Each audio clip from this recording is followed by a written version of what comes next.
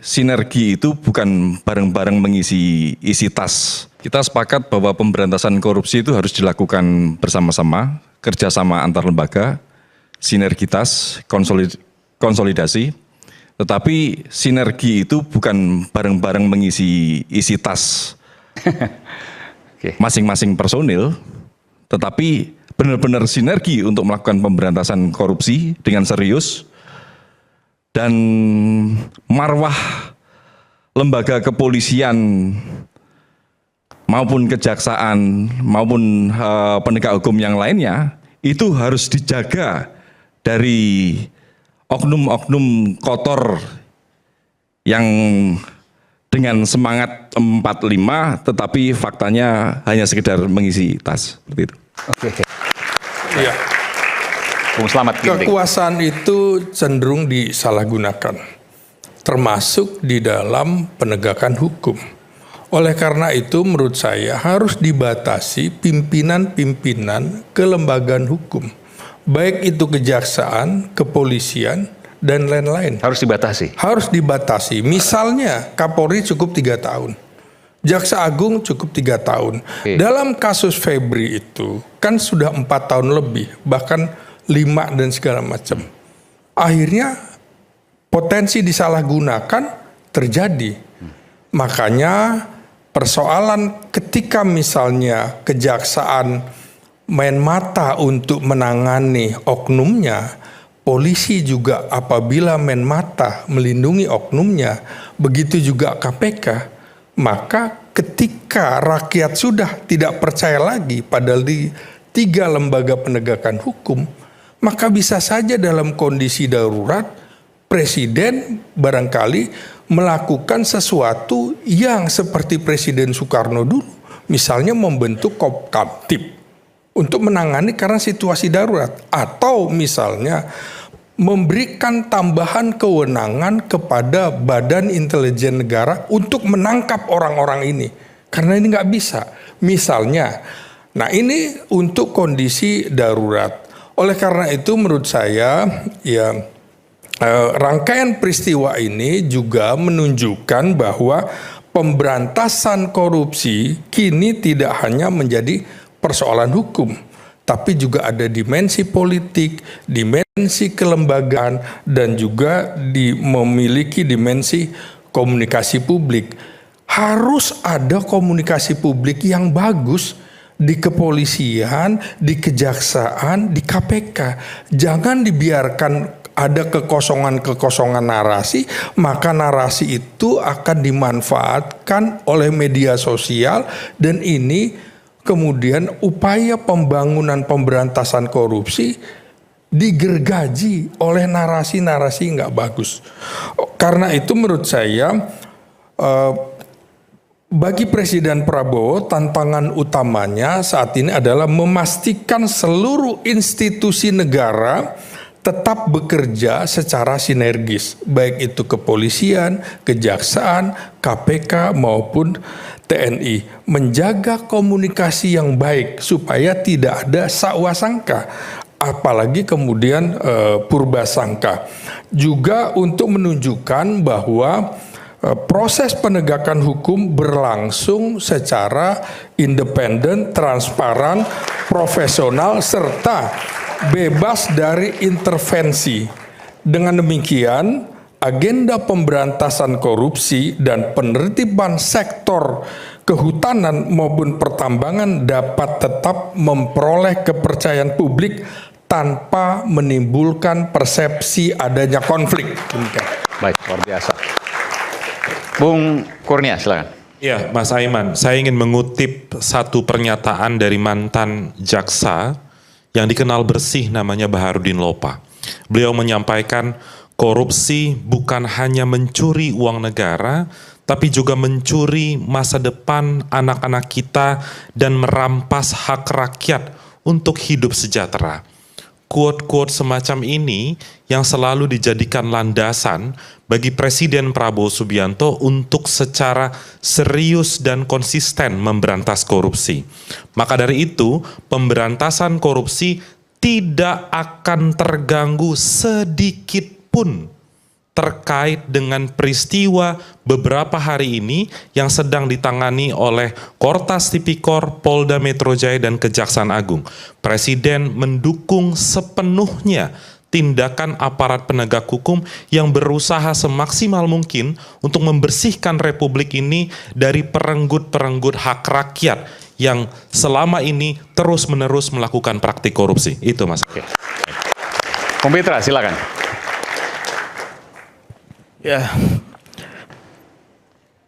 momentum ditetapkannya Pepri dan Don Rito sebagai tersangka ini merupakan suatu pelajaran bagi kita semua dan menjadi catatan penting bahwasanya Pak Prabowo itu tidak pandang bulu terhadap siapapun. Bertepatan saya juga Bang Aiman sebagai TKD Prabowo Gibran DKI Jakarta karena berbicara tadi dukung-mendukung. Mungkin itu kenal saya tuh dari 2019 saya pendukung militannya Prabowo. Tuh yang baju biru siapa teh namanya? Nah kita dari dulu dia kenal saya juga dan kita pernah berseteru juga. Nanti bisa diceritakan dia nanti kan gitu. Jadi Pak Prabowo juga pernah menyampaikan kepada kita di TKD bahwasanya jangan pernah hianati rakyat. Saya kira dengan peristiwa ini Pak Prabowo sangat terpukul sekali karena dia mempercayakan kepada seorang Jampitsus untuk membumi hanguskan koruptor-koruptor di republik kita yang kita cintai. Tapi kenyataannya malah udang di balik batu seperti yang dia bilang Bang Susno tadi. Ini sangat terpukul sekali, kita juga mendengarnya seperti itu. Dan keberhasilan Kortas Tipikor Polri dan Polda Metro Jaya ini membuka tabir pengkhianatan dan kemunafikan dari seorang mantan Jampitsus. Harusnya Kapolri diberikan apresiasi oleh Pak Prabowo. Karena dia membuka wajah-wajah yang bermuka tebal dan wajah-wajah yang bermuka dua. Kita juga nggak tahu nih uang itu digunakan untuk apa kan gitu. Apakah untuk kepentingan politik atau hal lainnya, kita juga nggak tahu itu. Tapi yang pasti saya yakin ya Pak Prabowo dengan peristiwa ini dia akan melakukan bersih-bersih di dalam jajaran internal penegak hukum untuk kebaikan rakyat ke depan. Nah, berbicara terkait dengan kasus mantan Jampitsus ini, Bang Aiman, saya juga salut terhadap Kortas Tipikor yang menggandeng FBI ya dalam kasus ini untuk mengecek emas batangan tersebut dan dolar Singapura dan dolar Amerika. Karena berdasarkan yang kami perhatikan Bang Aiman, itu emas itu ya tidak ada capnya. Oke. Saya khawatir dan saya menduga itu bisa jadi dari hasil tambang ilegal. Karena nggak ada capnya. Setahu saya emas batangan itu ada merek Antam contohnya kan gitu. Beratnya berapa ada tulisannya semua. Coba kita lihat polos di sini gitu loh. Hah? Polos gitu loh. Jadi kan kita nggak tahu itu 74 kilogram. Nah terus yang kedua terkait dengan LHKPN, masyarakat juga nggak bodoh loh. Masyarakat pintar sekarang ini. Karena dengan akses elektronik kita sekarang yang bisa mengakses sampai ke LHKPN. Dari 2022, harta yang bersangkutan itu kan cuma 6 miliar. Di 2023 naik menjadi 12 miliar, jadi 18 miliar. Yang menjadi pertanyaannya adalah, dari 2022 ke 2023 itu 1 tahun bertambah 12 miliar. Sedangkan gaji kejaksaan aja kita tahu berapa Bang. Kita bilang lah gaji pokok dan lain-lain 50 juta per bulan. Luar biasa, 12 miliar dalam 1 tahun. Dan kejanggalan ini sampai di 2025, stuck. 18 miliar. Nggak ada penaikan, harusnya kan naik terus dong. Walaupun naiknya itu nggak mencurigakan. Artinya apa?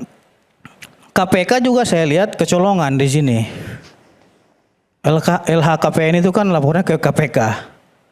Nah tapi KPK juga seharusnya mengawasi apakah memang ada kenaikan yang memang wah signifikan kan gitu. Itulah tugas yang harus dilakukan KPK. Nah, melihat peristiwa ini, saya kira Polri sudah maksimal ya dalam membuka kasus ini kepada publik, dan moto Polri itu yaitu Satya Prabu, ya, setia kepada pimpinan bangsa dan negara. Dan saya yakin Polri tidak pernah berkhianat. Terima kasih, Bang Aiman. Oke. Oke. Silakan. Oke. Saya tambahkan dikit ya. Di semua organisasi tidak ada anak buah yang salah. Kalaupun ada anak buah yang salah, berarti pemimpinnya yang tidak bisa membuat anak buahnya bagus, ya. Saya mengutip satu ucapan ini nih. Ikan busuk dimulai dari kepalanya. Kalau ada kemarin yang di coklat, Jangan juga lah bilang kepalanya. apa itu? Kita sangat cinta sama presiden kita gitu loh. Enggak, Bahasanya ini itu organisasi. diperbaiki, jangan gitu. Ini organisasi. Iya, Ya, pasti- organisasi. pasti Organisasi saya ya. lawan kalau seperti itu. Bukan Karena kita organisasi merah putih sama ini. presiden gitu loh. Lah ini kan yang ngomong Pak Sigit sendiri. Ya, Pak Sigit sendiri yang ngomong. Ini kan Pak Sigit yang ngomong, ya. Ya, jangan juga lah bilang kepala dan lain-lain. Ya, dalam arti Di rumah begini. itu pasti ada brengsek Justru, juga bentar gitu dulu. loh. Dalam arti begini. Saya mendukung bersih-bersih yang dilakukan oleh Polri maupun Kejaksaan, ya. Kalau kemarin itu Pak Febri salah, berarti kan pimpinannya juga harus menerima konsekuensi, ya. Sama. Nih, saya justru meminta kepada Pak Prabowo untuk tidak ragu-ragu mencopot semua pembantu-pembantunya yang tidak loyal, yang berkhianat kepada rakyat Indonesia.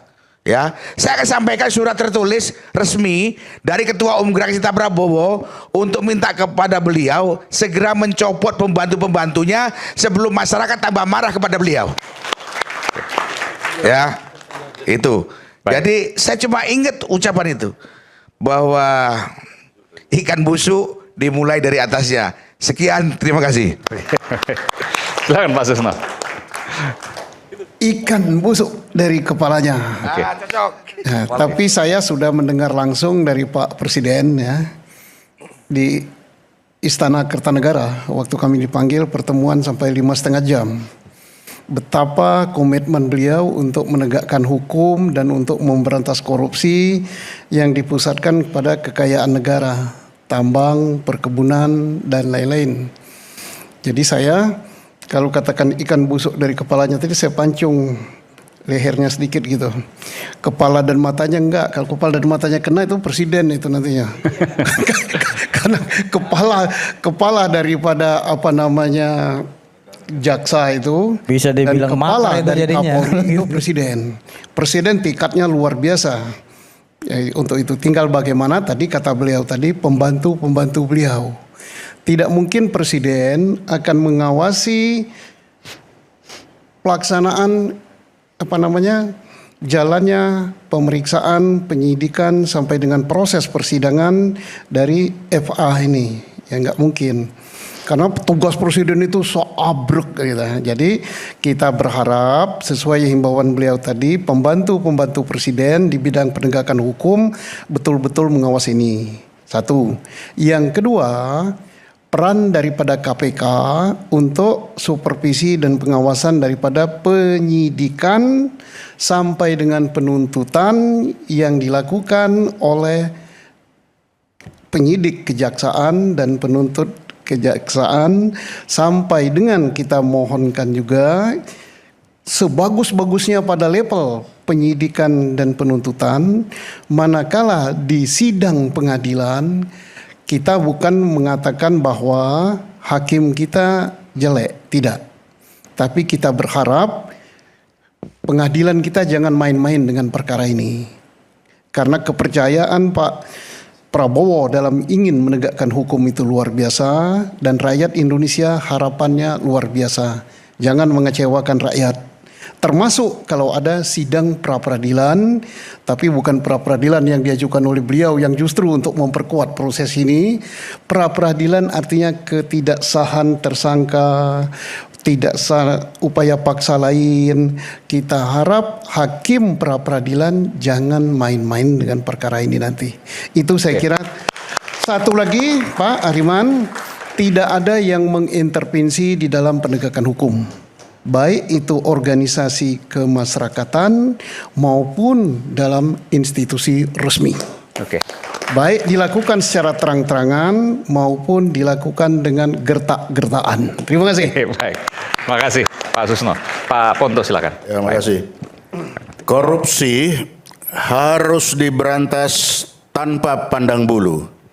Tetapi hukum tidak boleh dikorbankan demi memberantas korupsi. Terima kasih. Luar biasa. Silakan. Masih Bang Aiman. Ada pekerjaan rumah yang besar, yaitu KPK yang sekarang jadi penonton. Dan hanya kepala daerah yang... Anda menilai bahwa harusnya mengambil alih ini? Ya, bukan mengambil alih, ini sudah selesai urusannya begini. Tapi KPK harus kita dorong berani membongkar korupsi besar lagi. Bukan dalam kasus ini...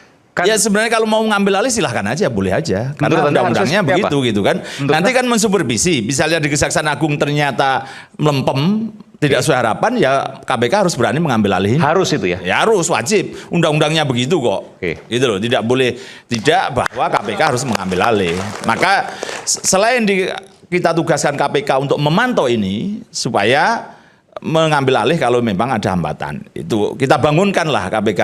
Meskipun ini agak lumayan hari ini menggeledah rumahnya Bobi Rizaldi yang BPK gitu. Tadinya nggak kemana-mana juga dalam kasus Muara ini, Pak Susno Abdul Haji tahu itu. Jadi ini kita harus punya PR, KPK harus kita bangunkan kembali. Jangan jadi penonton, itu aja. Dan meraih kembali kepercayaannya seperti yang dulu. Ya betul. Oke. Tadi yang berkaitan dengan ini apa? Proses itu bahwa penetapan tersangka yang di polisi bisa aja digugat, toh tidak ada konsekuensinya Pak Susno, ya hanya dinyatakan tidak sah, toh tidak ditahan, enggak masalah, aman kalau itu gitu loh. Kalau sampai, tapi kalau penggeledahan yakin tidak bisa di pra peradilan kan, udah izin ketua pengadilan Pak Susno, saya tahu persis itu, diurus Senin, diskusi sore, sampai akhirnya Mahkamah Agung juga ikut turun tangan hari Selasa, maka Selasa sore keluar izin penggeledahan, semuanya ada izin penggeledahan, sah, tidak bisa diuji lagi. Jadi aman kalau itu saya beritahukan.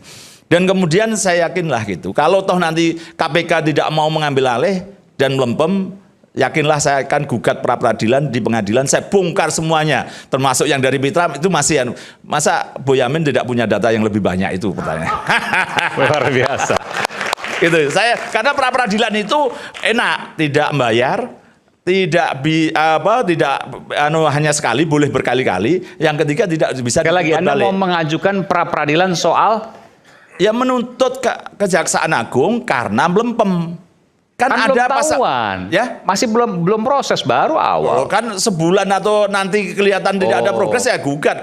Kalau saya kan tidak ada batas waktu, seminggu aja boleh kok. Pasal 158 huruf E KUHP Anda yang mau baru. melihat dulu ini. Iya, kalau 2 minggu tidak ada penetapan tersangka, saya gugat Kejaksaan Agung. Oke. Gitu loh. Jadi, dan hari ini kan sebenarnya Kejaksaan Agung sudah declare supaya tidak ada konflik kepentingan, maka penyidiknya diambilkan dari Jaksa Agung Muda Pengawasan, bukan dari Jamwas. Khusus. Ya, okay. Nah, bagus juga itu, kita tunggu gitu. Oke. Dan kemarin Bang Aiman, kita sebenarnya harus menyampaikan pada Iwan Fals itu bahwa lagu Utopia itu sudah harusnya kita malu. Karena kemarin saya mohon maaf ke Amerika Selatan gitu, transit di Addis Ababa. Sebentar dulu terkenal dengan kelaparannya dulu. Iya. Karena 10 tahun terakhir ini pemimpinnya itu amanah, hasil demokrasi, mensejahterakan rakyatnya, anti korupsi. Sekarang kita malu kalau melihat mereka sudah sejahtera, makmur, sudah kelihatan kemajuannya Bang Aiman. Yang dulunya kelaparan sekarang makmur. Makmur. Boleh saya katakan makmur luar biasa? Ya, menuju makmurnya sudah kelihatan. Oke. Dan contohnya apa misalnya? Pesawatnya sampai ke... Ya, dari data aja. Pendapatan rata-rata sudah di atas kita. Nilai uangnya sudah di atas kita. Pendapatan per kapitanya, pendapatan setiap penduduknya di atas kita? Sudah di atas kita. Luar biasa. Dan kemudian kita melihat Garuda Indonesia kalah jauh dengan Ethiopian Airlines Bang. Sampai ke Amerika sekarang. Dan juga di Amerika Selatan itu, di Chile, saya yang kunjungi, Peru dan Kolombia. Dulu yang Kolombia negara yang begitu tapi saya senang, ini karena demokrasi ya. Demokrasi dan pemimpinnya amanah. amanah, demokrasi Dan anti dan korupsi. amanah. Karena selalu bicarakan China, Singapura, yang bukan demokrasi, harus saya katakan seperti itu. Ya. Inilah contoh demokrasi yang tadinya kelaparan, sekarang luar biasa. Betul. Gitu. Oke. Jadi inilah yang kita harus malu dan Iwan Fals harus datang ke Ethiopia supaya merubah lagunya gitu. Iya, iya. Terima kasih. Iwan Fals mesti minta maaf sama Ethiopia. Tapi itu dulu. Nah, ya kan dulu memang kelaparan. Iya, iya. Sekarang harus mengubah lagunya. Ethiopia yang makmur. Makmur. Oke. Dan juga itu tadi Chile, Kolombia dan Peru karena juga hasil demokrasi yang bagus. Peru kemarin pemilihan anaknya Fujimori malah terpilih lagi Ya. gitu. Dan kemudian proses-proses demokratis dan pemimpinan Terjaga. sudah mulai GDP-nya lebih tinggi dari kita juga. Wah. Nilai uangnya juga lebih tinggi lagi. Jadi kuncinya demokrasi dan pemimpinnya amanah. Itu. Demokrasi Demokrasi ya Mas? dan amanah. Demokrasi dan amanah. Demokrasi Indonesia bagus, tapi pemimpinnya yang kemarin-kemarin mungkin kurang amanah, Mas. Oke. Baik, terima kasih. Sekali layar terkembang surut kita berpantang. Masyarakat tentu melihat. Masyarakat tentu mengawasi. Dan terakhir masyarakat pasti akan menilai semua ini. Termasuk Bung Boyamin yang akan pra-peradilan nanti. Baik, ini lahir dari Rakyat Bersuara. Sampai jumpa pekan depan. Salam. Masih.